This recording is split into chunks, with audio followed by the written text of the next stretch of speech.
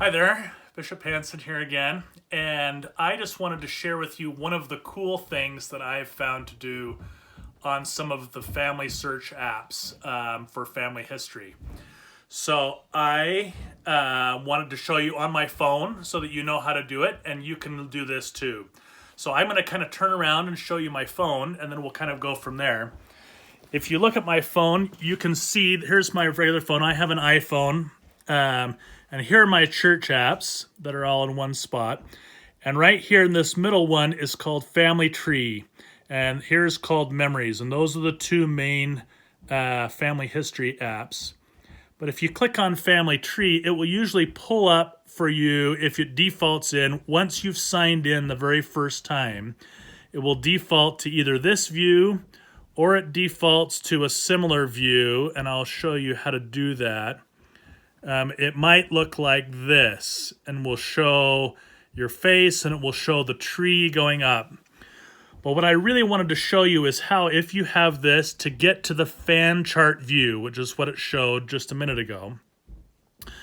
So if you show up and this is clicked on tree, if you've got it clicked on tree on the far left down here in the corner, if you look at it and it's on this view with the pictures on, you can see the pictures. If you click on this little button over here in the corner that has 3 dots and it says More. If you have an Android phone, it might be up here in the top right-hand corner rather than down here in the bottom right-hand corner.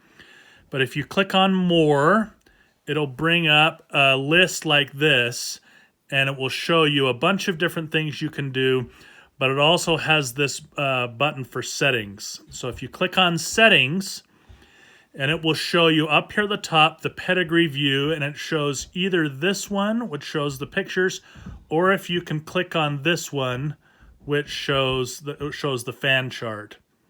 So if you do this one, it'll be on pictures, and if you go to this one, it'll be on fan chart. So I'm going to leave it on fan chart here, and I'm going to go back to tree. So in the bottom left-hand corner, there's this button for tree.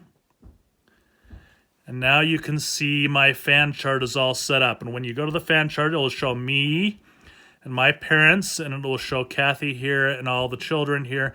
And then it goes out. You can change how many generations of the fan chart you see up here on the top.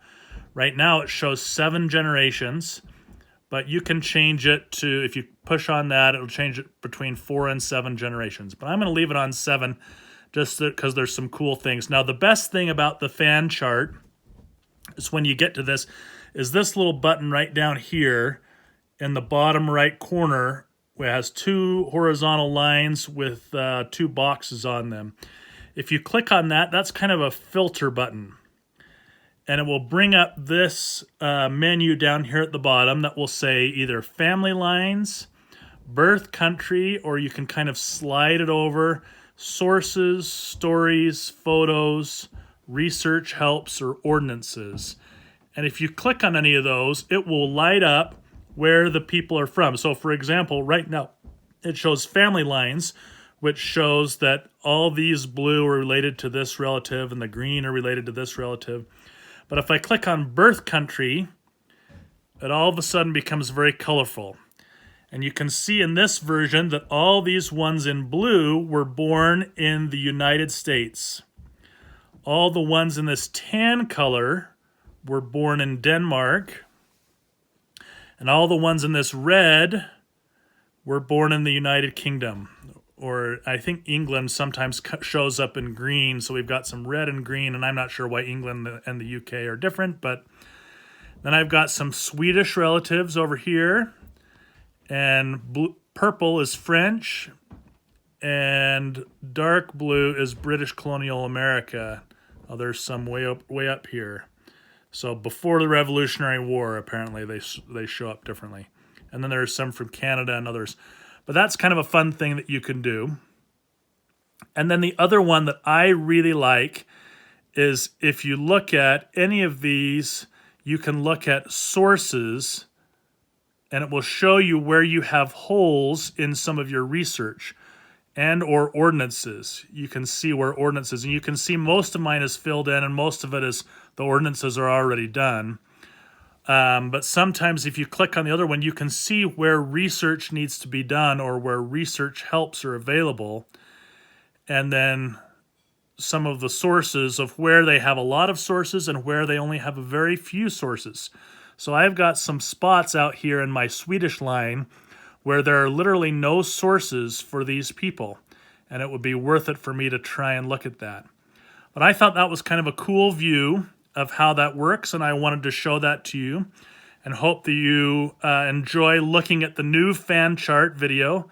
You can get rid of that at any time, and if you want to go back to the way it originally looks, family lines is the way to go, and you can just kind of swipe down and it goes away. But you can look at that, and if you want to look back at any of these things, they're kind of a cool thing. The other cool thing I'll just show you is your my contributions. So it will show kind of what you've done for family history in the last little while if you click on my contributions. So just wanted to share that with you. Hope you enjoy family history, and if you enjoy using the apps, I think that would be fantastic. Let me know if this goes too fast, too slow, or just right. Thanks.